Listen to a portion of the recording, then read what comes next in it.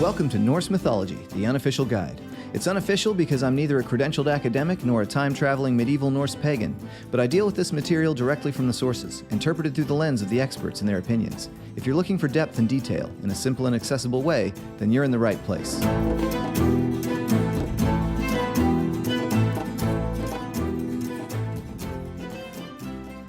Recently, I was browsing through some of my normal online forums where people talk about Norse mythology, and I came across a really weird comment that was advising an interested new learner to avoid reading the Prose Edda. It's not the first time I've seen this sentiment show up, either. From what I can tell, it seems like there's some kind of a philosophical movement out there among certain enthusiasts built on this idea that the Prose Edda is some kind of a horrendously corrupt source that just shouldn't be trusted whatsoever.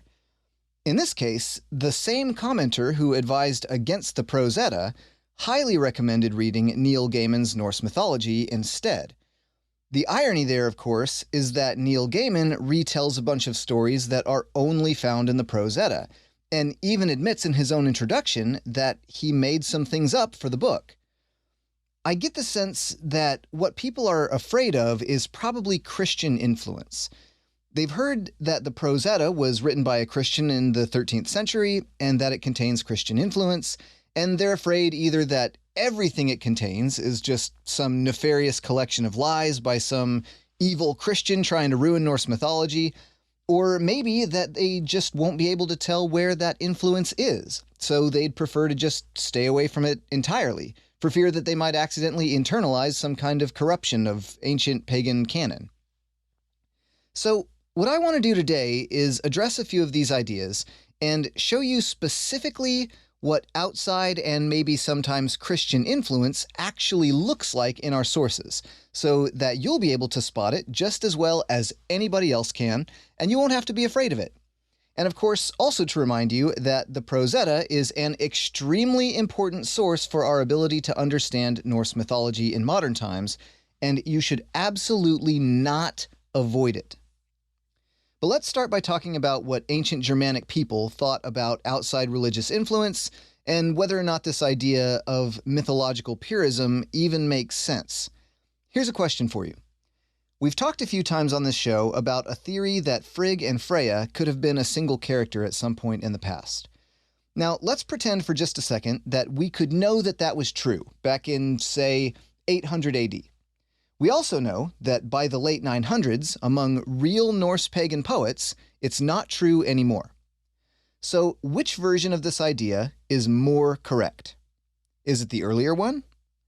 Let's take a step further. In 1996, Lotte Motz wrote a book called The King, the Champion, and the Sorcerer. And in this book, she proposed that the Aesir gods and the Vanir gods each entered Scandinavia via two different cultures that were settling in the area in a similar time frame. Now, of course, there are plenty of ways this theory can be challenged, and it has been. But let's assume for a second that Motz is right. One group moves in believing in Odin, Thor, and Tyr, and another group moves in from a different direction believing in Njordr, Freyr, and Freya. They end up meeting, intermarrying, and by the Norse period, the full pantheon, for lack of a better word, includes all 6 deities. It's the kind of thing that's entirely plausible.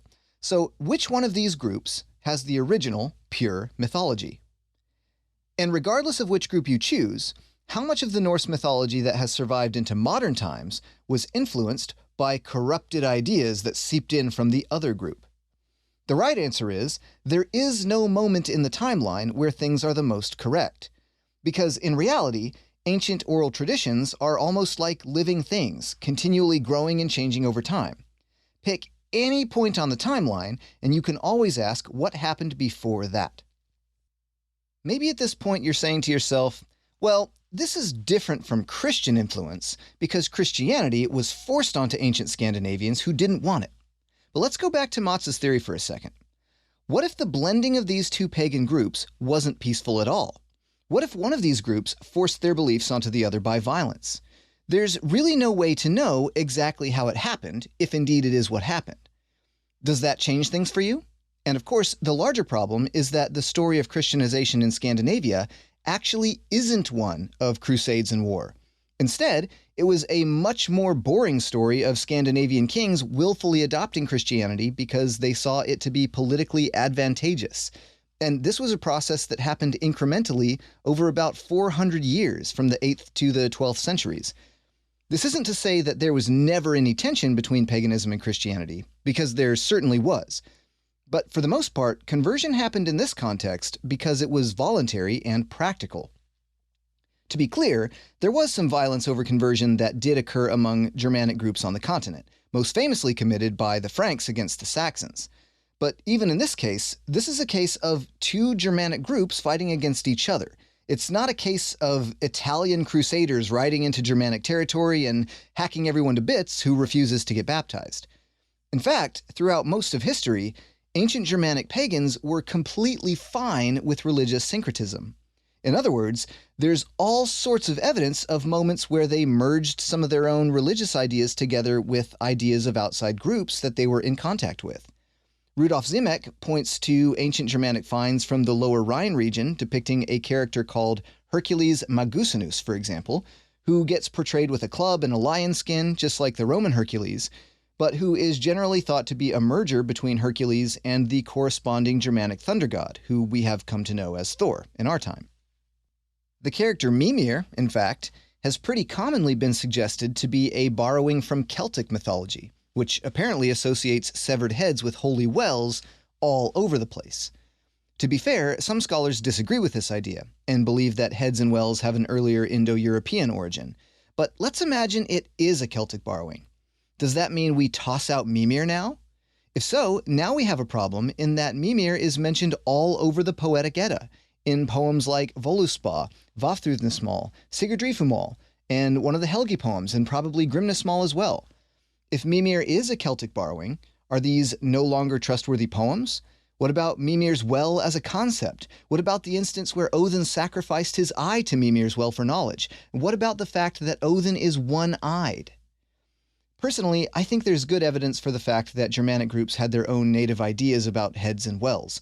But the big important point I'm trying to make is that for all we know, ancient religious syncretism could be all over Norse source material. But if it is, it's now just part of the DNA that makes up real pagan mythology.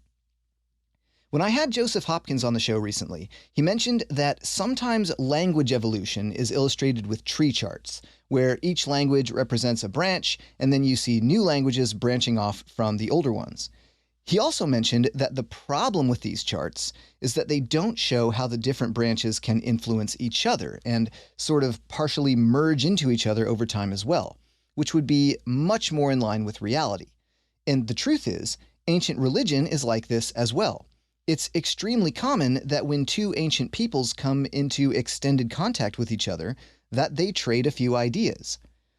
Back in episode 3, I talked about the Old English poem Dream of the Rood, and how it showcased early Christianity in England borrowing animistic ideas from Germanic paganism. In that poem, a sentient tree that very much resembles Yggdrasil is cut down and fashioned into Jesus' cross, which retains its sentience even in cross form, and describes its experiences of feeling the nails that were hammered into Jesus' hands also hammered into itself. At the end of the poem, the author describes how he prays to the cross as though it were a deity itself, and how he hopes the cross will one day carry him from this life into heaven, like some kind of chthonic ferryman between this world and the next. This sort of thing is part of the process for how religions develop over time. It's normal and expected, so the fear over whether or not there might be some Christian influence in our sources may not be entirely founded when it comes right down to it. I mention all this to prepare you for the idea that Germanic paganism was in extended contact with Christianity for a very long time. The ancient Norse pagans in particular were in close contact with Christianity over a few centuries, and it would be almost impossible for ideas not to have been traded both ways, even if some of those syncretic ideas didn't end up making it into the mainstream in the long term. So for any idea we find in our Norse sources that might smell a little bit like Christian influence, we have to ask ourselves whether that idea was something Christian scribes added to the story hundreds of years after Norse paganism was replaced by Christianity, or whether it was a voluntary and deliberate borrowing from Christianity that happened much earlier during the pagan period. And of course, there's the third option that sometimes two unrelated groups just so happen to come up with ideas that seem similar at face value, just by coincidence. There's a lot of debate about the event in Havamal, where Odin sacrifices himself to himself, hanging on a tree, wounded with a spear, and without food or drink, in that it sounds suspiciously like Jesus Christ sacrificing himself to himself, or to his father, which is kind of still like himself in certain ways. It's complicated. But he's also hanging on a cross, wounded with a spear, getting no food, and to keep things simple, getting only a weird drink he didn't want rather than a normal one. And fascinatingly, some passages in the New Testament prefer to use the Greek word for wood, xylon, instead of the word for cross, stavros, when talking about the cross, which causes it to be translated into tree in English sometimes, right there in the Bible. But the question has become, did Havamal borrow one of the most important moments in Odin's backstory from Christianity? Or maybe just pieces of it? Or are the similarities just a coincidence? And if some of those ideas are borrowed, who borrowed them and when?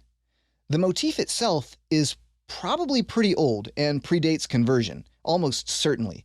But that doesn't mean the narrative couldn't have been influenced at some point earlier on, and it doesn't mean the way the story was told in later years couldn't have taken on a little inspiration from the story about Jesus. Even today, most modern Norse pagans, either purposely or accidentally, end up taking a lot of their conceptualizations about deity and their ritual practice from Abrahamic religions, simply because these are the only expressions of religion that they've ever really been exposed to, and they aren't aware that ideas such as prayer, for example, can appear in very different ways from what they've seen in the past. It certainly doesn't help that most of the details about ancient pagan praxis have been lost. It's nearly impossible to say that any person's modern take on Norse paganism isn't syncretic with some other religion's ideas in at least some small way. But I don't want to upset anybody or get too far into territory I don't know as much about, so let's move off of that topic. Instead, let's talk about Snorri Sturluson. As I've mentioned a bunch of times already, there are two collections of text that contain the vast majority of pre-Christian Norse mythological narratives. The first one is usually called the Poetic Edda, and it's a collection of poems about gods and heroes. The second one is usually called the Prose Edda, and traditionally we talk about its author as being this 13th century Christian chieftain and scholar from Iceland, named Snorri Sturluson. Although, as Hopkins would want me to remind you, we really can't prove how much of this book Snorri actually wrote. But let's assume for now that he is the main author. Being a Christian, Snorri wasn't interested in preserving Norse paganism, but he was interested in preserving Icelandic culture. And during his time, there was a lot of cultural influence creeping into Iceland from mainland European literature and poetry. Snorri sort of wanted to show that poets of his time didn't need to adopt this continental stuff because Iceland already had a perfectly good tradition of poetry already. So he created the Prose Edda, essentially as a guide explaining how skaldic poetry works. Skaldic poetry is pretty much characterized by constant obscure references to Norse mythology, though. So, in order to make that poetry accessible to others, he had to tell the stories that gave rise to those obscure references. The result is a book in basically three kind of major parts, although sometimes certain pieces get broken down into smaller sub-pieces, but let's keep things easy for now. The first part, which we call the prologue, gives a completely BS explanation for where the Norse gods came from. It follows the euhemeristic tradition of the time, where mythological figures are reimagined as real historical characters who migrated to Scandinavia from Troy and then were misremembered as gods by later generations. The second part, Gylfaginning, tells the story of a Swedish king named Gylfi, who visits another area in Sweden where this magical clan of Trojans has settled, and meets with three wizards who tell him stories from Norse mythology. The third part, Skaldskaparmál, takes the form of a conversation between a euhemeristic Agir and a euhemeristic Bragi, wherein they chat about all the different ways you can refer to basic things in poetry, and as part of that conversation, a lot of pagan poetry gets quoted. So, firstly, this is a book you can read. It's not like some kind of dry medieval textbook for school kids with a quiz at the end of every chapter, or something horrendously boring that you might remember from your own days in school.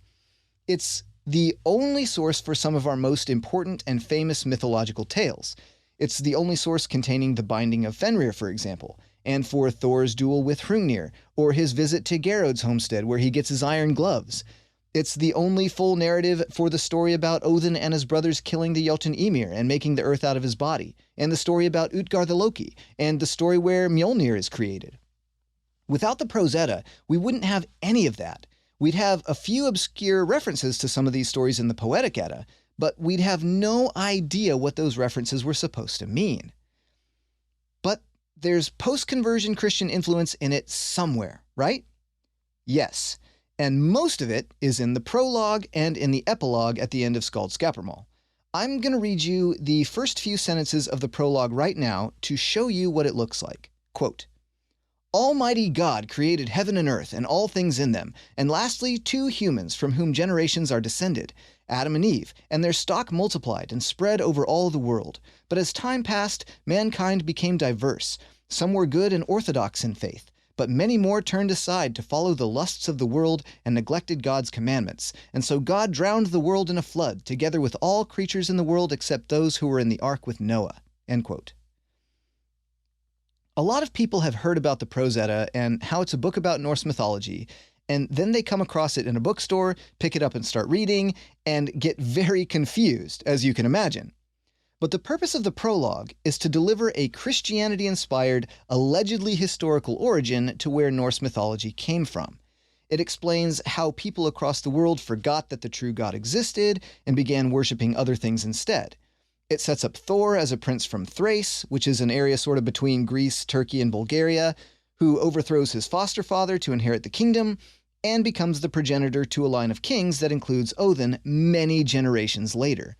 None of it is historically accurate in the slightest, and more importantly, the Christian influence here and the fake history are not hidden.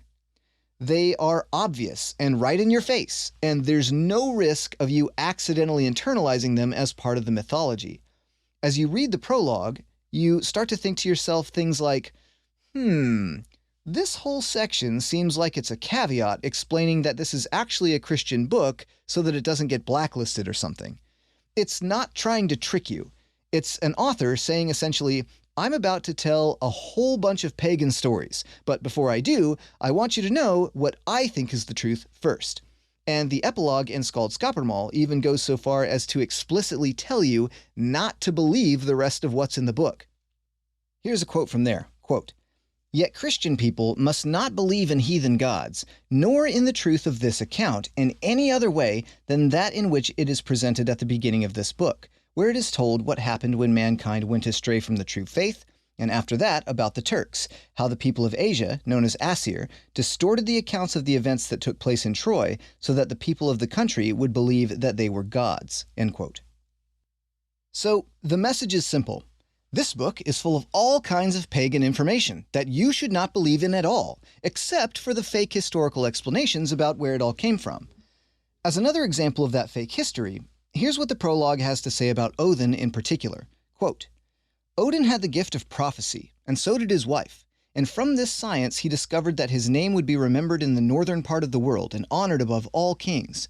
For this reason he became eager to set off from Turkey, and took with him a great following, young people and old, men and women, and they took with them many precious things. And whatever countries they passed through, great glory was spoken of them, so that they seemed more like gods than men. And they did not halt their journey until they came north to the country that is now called Saxony. Odin stayed there a long while and gained possession of large parts of that land. And now I'm skipping over a paragraph about some of Odin's descendants in continental Germanic territory. After that, Odin went north to what is now called Sweden. There was there a king whose name was Gylfi, and when he learned of the arrival of the men of Asia, who were called Asir, he went to meet them and offered Odin as much power in his realm as he wished himself. And such was the success that attended their travels, that in whatever country they stopped, there was then prosperity and good peace there, and everyone believed that they were responsible for it, because the people who had power saw that they were unlike other people that they had seen in beauty and wisdom. End quote. I hope I'm getting the point across well. All this stuff is mainly just condensed into the prologue and epilogue, which makes it very obvious that the rest of the book is not trying to deliver corrupted Norse mythology. When we get into the next section that falls just after the prologue, Gylfaginning, this same king who was just mentioned in the prologue puts on a disguise and goes to visit these new magical settlers from Asia to see where their magic comes from, and he meets these three wizards who start explaining this pagan information to him. In this part of the book, the author's goals have shifted. He no longer needs to prove to you that he's a Christian historian. Now he needs to explain to you the stories that are referenced in skaldic poetry, so the nature of the writing changes dramatically. We start to get stuff like this, quote, "Then spoke Third, just as from Niflheim there arose coldness and all things grim, so what was facing close to Muspel was hot and bright, but Ginnungagap was as mild as a windless sky. And when the rime and the blowing of the warmth met so that it thawed and dripped, there was a quickening from these flowing drops due to the power of the source of the heat, and it became the form of a man, and he was given the name Ymir. But the frost giants call him Aurgelmir, and from him are descended the generations of frost giants, as it says in the shorter Völuspá," end quote. And then he goes on to quote a pagan poem as his source. So you can see pretty easily that the author is not trying to ruin or corrupt the mythology with Christian ideas. But he still faces the problem that he is about 200 years removed from Norse paganism, and even though he has access to a lot of poetry, he doesn't have all the answers, and just like any modern person would, sometimes he seems to accidentally interpret things in the way an average person of his time probably would. Let's look at an instance that I think is probably a great example of this. This is from just a few paragraphs earlier in Gylfaginning, talking about Odin. Quote, "Then spoke Just as High. He made heaven and earth and the skies and everything in them. Then spoke Third. But his greatest work is that he made man and gave him a soul that shall live and never perish though the body decay to dust or burn to ashes. And all men who are righteous shall live and dwell with him himself in the place called Gimle or Vingolf. But wicked men go to hell and on to Niflhel, that is down in the ninth world. Then spoke Gangleri. What was he doing before heaven and earth were made? Then High replied, then he was among the frost giants." End quote. If you've had any prolonged exposure to Christianity at all, it's nearly impossible to read this passage and not immediately catch a familiar Christian vibe. We've got the everlasting soul that lives on forever, and the souls of the righteous being separated from the souls of the wicked to dwell with their God in some special place in the afterlife. The wicked, of course, end up in this place called hell. But it's possible you're not all that familiar with how Christianity sounds when it pops up in conversation. So isn't there still a risk that the Prose Edda might have corrupted your idea of mythology with this line? Well, maybe, but only if you don't bother to read the rest of it, because not long after this, we're given information that completely contradicts it. For example, there's the quote that all those men that have fallen in battle since the beginning of the world have now come to Odin in Valhall. Do we suppose that everyone who ever fell in battle was righteous and none of them were wicked? And there's this quote as well, that Odin threw hell into Niflheimr and gave her authority over 9 worlds, such that she has to administer board and lodging to those sent to her, and that is those who die of sickness or old age. So which is it? Does she take the wicked, or those who die outside of battle? What we have here is one quote that sounds a bit Christian, disagreeing with 2 other quotes in different places in the same book that agree with each other and don't sound Christian. If we believe that Snorri is trying to infuse Christian ideas into mythology, then we have to ask ourselves why he contradicts himself multiple times on exactly those points. The answer could be that we're actually dealing with multiple different authors here, or it could be that medieval scholarship just can't be held to the same standard of rigor as we expect out of modern scholarship. And the truth is, there is no 13th century source that's immune from this kind of thing, not even the Poetic Edda. I've mentioned before that there are a couple different versions of the poem Völuspá. One comes from a manuscript called the Codex Regius, and another comes from a manuscript called Haukspok. And depending on whose translation you choose to read, you might get one or the other, or a merger between the two, or in the case of Larrington's 2nd edition, which I quote from on almost every episode of this show, both are included. As I've talked about in past episodes, in Haukspok, there's an extra stanza right near the end of the poem talking about how the world will be right after Ragnarok. The stanza says, quote, "Then comes the mighty one to the judgment of the powers, full of strength, from above, he who rules over all." End quote. Can you think of anyone who 14th century Icelanders would have believed in that comes from above, full of strength, and rules over everything after the end of the world. It's been speculated that this could be a reference to Balder coming back from hell, but I think Jesus is a much more obvious answer. Either way, the more important point is that we often can't be completely sure whether or not some point showing up in our sources really is Christian influence, even among scholars. I read this stanza in Hauksbok and immediately detect a Christian vibe, and so do many other scholars, but there are also some who aren't so quick to rush to that conclusion. And so the truth is, whether you're reading the Prose Edda or the Poetic Edda, or any other Norse mythological source, if the Christian influence is obvious, which it often is, then you'll catch it pretty easily. If it's not obvious, then you won't be any more in the dark than most of the rest of us. Scholars will probably be arguing about it, and if you wanted to keep yourself completely isolated from any possible Christian influence, there would be nothing left for you to read. What would be an even worse thing to do in this case would be to avoid reading the source material entirely and choose to trust some modern author to give you a pure, non-corrupted version of things in their own book of retellings. The Prose Edda author, or authors, may be overtly Christian, but they're at least motivated to get the mythological details right. Modern authors, on the other hand, often feel completely comfortable with making things up purely for entertainment purposes. On the other hand, we could choose to accept the fact that we don't have access to pure Norse mythology, because, for one, there's no such thing. And even if you wanted to define such a thing by your own parameters, whatever that thing is you've defined probably hasn't survived into the modern world. Hopkins pointed out that myths are allowed to evolve to fit their audience. So if we're okay with any modern author's embellishments, then there's literally no reason to be upset about Snorri Sturluson's embellishments. Please do not disregard the Prose Edda because somebody told you it contains Christian influence. Instead, join me again next time, when we will actively disregard all modern retellings but choose to be completely fine with Snorri Sturluson's medieval ones on Norse Mythology, the unofficial guide.